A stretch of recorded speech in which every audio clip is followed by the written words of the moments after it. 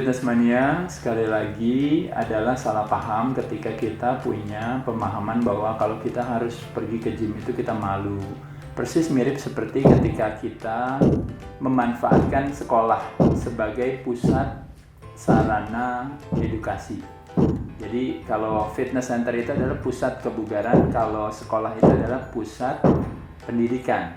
Nah, jadi saya nggak mau ke sekolah karena saya malu. Memang kembali lagi, mau menjadi cerdas bisa di mana saja, tapi menyenangkan ketika ada di sekolah. Sekolah memberikan satu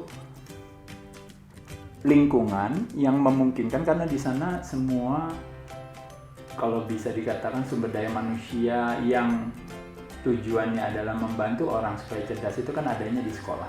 Jadi akan menyenangkan ketika kita ke sekolah, kita mendapatkan kemudahan untuk bisa cerdas. Begitupun juga dengan pada saat dimana kita pergi ke fitness center. Jadi fitness center bukan tempat dimana orang badannya bagus sehingga orang yang badannya kurang bagus atau mungkin tidak bagus atau merasa tidak sehat jadi minder ke sana. Justru kebalikannya, rumah sakit itu buat orang yang sakit, bukan buat orang yang sehat. Jadi sama dengan fitness center, kalau badannya udah bagus udah nggak perlu fitness lagi ya.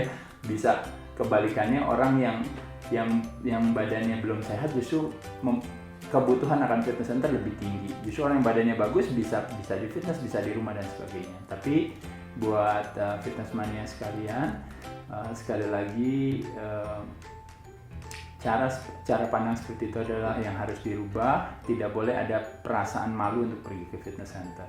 Yang kedua, saya rasa adalah urutan seperti apa. Kembali lagi, memang kalau kita berbicara melakukan aktivitas olahraga terbagi atas dua, yaitu adalah melatih kekuatan otot yang paling penting, yaitu adalah otot jantung, cardiovascular exercise atau aerobik aktivitas. Aerobik aktivitas bisa dilakukan di luar ruangan, bisa dilakukan di dalam ruangan. Kalau di luar ruangan, pasti aerobik aktivitas yang paling populer adalah dengan melakukan berbagai aktivitas olahraga seperti olahraga permainan. Itu banyak dilakukan di luar ruangan. Selain itu juga seperti lari, jogging, berenang, naik sepeda, banyak melibatkan alam sebagai salah satu bagian daripada aktivitas kita. Itu juga satu hal yang baik.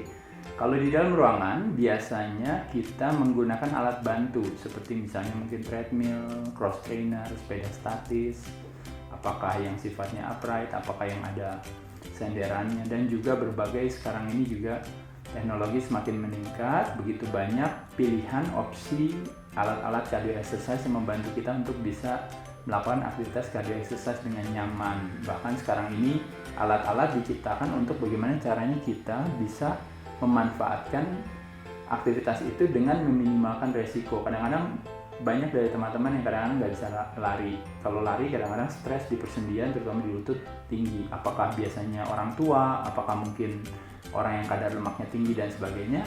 Akhirnya dibuat sedemikian rupa supaya treadmill itu biar lebih nyaman, daya absorpsinya atau daya serapnya, sehingga jadi tekanannya di persendian jadi lebih kecil. Selain itu juga ada yang namanya cross trainer. Cross trainer itu mengkombinasikan antara melatih kekuatan otot kaki, dalam hal ini yaitu otot rangka, dan juga untuk melatih otot jantung kita. Jadi makanya terjadi crossing makanya disebut cross trainer. Jadi di satu sisi kita melatih kekuatan kaki kita, di sisi lain kita melatih kekuatan jantung kita. Nah, dengan melakukan aktivitas cross trainer dibuat sedemikian rupa melalui alat itu sehingga stres yang diterima di persendian juga jadi lebih kecil. Nah, itu juga bisa jadi pilihan. Dan cross trainer juga banyak macam-macamnya. Ada yang cross trainer, ada yang arm trainer, ada mungkin sekarang ada yang gerakannya seperti ski dan sebagainya. Banyak sekali variannya. Teman-teman silahkan boleh pilih dan memanfaatkan alat-alat tersebut. Nah, kalau aktivitas yang populer juga untuk melatih kekuatan otot jantung, yaitu adalah yang disebut dengan cardiovascular exercise yang terorganisir atau yang biasa dikenal dengan group exercise. Nah, group exercise itu terbagi atas dua, yaitu adalah ada yang sifatnya high impact. Impact kalau di sini biasanya selalu hubungannya dengan persendian. Ada yang sifatnya yang low impact. Kalau high impact, kalau kita mau membuat penyederhanaan dalam pemahaman, gampang aja, yaitu adalah bahwa biasanya aktivitas yang loncatnya, gerakannya biasanya dinamis, cepat, kencang, kuat, itu biasanya dia masuk dalam kategori high impact. kadang-kadang melibatkan berbagai kombinasi antara martial arts misalnya ya, latihan bela diri dengan aerobik. Makanya sekarang banyak sekali berbagai aktivitas aerobik digabungkan dengan martial arts. Ada juga aktivitas aerobik digabungkan dengan tari misalnya ya, seperti misalnya zumba, salsa. Kalau martial arts biasanya taibo, body combat dan sebagainya, dengan berbagai merek-merek yang ada, tergantung daripada brand mana yang mungkin kita mau ikuti ya. Selain itu juga melakukan aktivitas bersepeda bersama-sama dalam satu ruangan yang dikenal dengan yang namanya, kalau di Les Mills ada namanya RPM, kalau kadang-kadang mungkin spinning ya, kalau yang secara umum ada juga berbagai merek-merek lain. Tapi intinya sebenarnya belakangan ini dibuat sedemikian rupa bagaimana caranya melakukan aktivitas group exercise itu dengan cara yang menyenangkan. Kalau yang low impact biasanya tidak terlalu banyak melibatkan aktivitas gerakan yang terlalu kencang, tapi mungkin beberapa gerakan-gerakan yang sifatnya lebih lembut, tapi di sisi lain menjadi satu aktivitas kardio yang menyenangkan juga. Salah satu yang paling populer tentunya adalah misalnya pilates, yoga, mungkin ada stretching, mungkin ada banyak hal-hal lain. Bahkan latihan weight training sendiri juga sekarang dengan menggunakan misalnya alat bantu seperti misalnya TRX, atau misalnya kalau body combat, body pump dia masuk ke dalam high impact, kalau TRX mungkin bisa masuk ke dalam low impact. Latihan beban weight training adalah untuk melatih kekuatan otot ya, jadi tidak boleh salah paham buat teman-teman sekalian. Melatih kekuatan otot rangka yang jumlahnya ratusan itu, atau yang mungkin kenal dengan kita bilang ada otot bahu, dada, kaki, itu adalah sebenarnya salah satu aktivitas yang bisa kita lakukan di mana saja. Di fitness center menyenangkan, kenapa? Karena di fitness center terutama main area atau area utama daripada fitness center itu kebanyakan adalah memberikan sarana kepada teman-teman untuk bisa melakukan aktivitas pengencangan otot. Nah itu jadi di ruangan weight training itu biasanya, atau resistance training itu terbagi atas dua.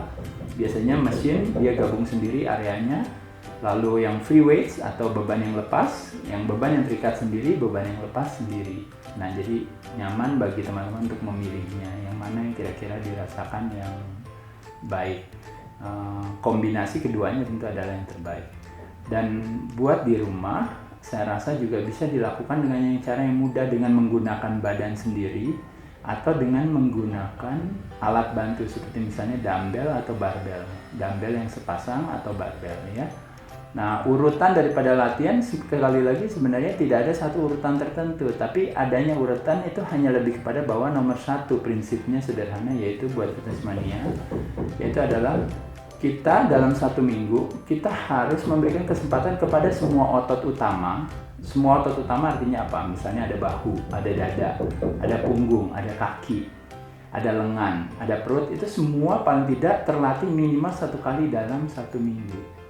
Nah, mau mulainya dari mana dulu tidak ada masalah. Tapi kalau ada yang disebut yang namanya priority training principle, atau memprioritaskan jenis latihan tertentu, apakah latihan tertentu yang memungkinkan kita mengangkat beban paling berat didahulukan, atau ada juga yang menggunakan konsep priority training principle dengan cara mendahulukan otot mana yang kita anggap lemah, kita dahulukan pada saat dimana tenaga kita paling tinggi. Itu juga bisa kita lakukan.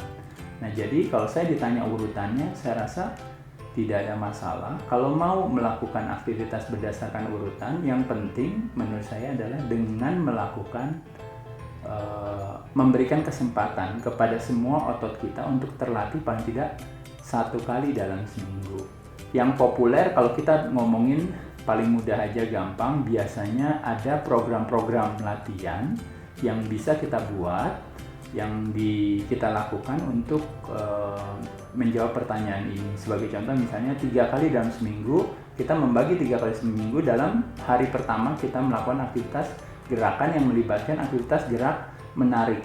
Nah kalau gerak menarik itu berarti melibatkan otot-otot apa saja, otot-otot biceps, otot pundak, lalu otot-otot punggung, itu masuk di dalam satu program latihan untuk gerakan menarik.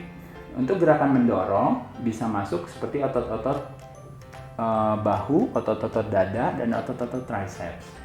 Nah, lalu yang hari ketiganya baru masuk khusus gerakan yang melibatkan otot-otot kaki. Apakah kaki bagian depan, kaki bagian belakang, maupun juga betis. Jadi ada 3 hari latihan. Di 3 hari itu kita membaginya seperti itu. Atau misalnya ada juga 4 hari latihan, yaitu dengan membaginya dengan misalnya mengkombinasikan otot besar dan otot kecil menjadi bersamaan. Sebagai contoh misalnya chest dan biceps, berarti di situ ada gerakan dorong dan gerakan tarik.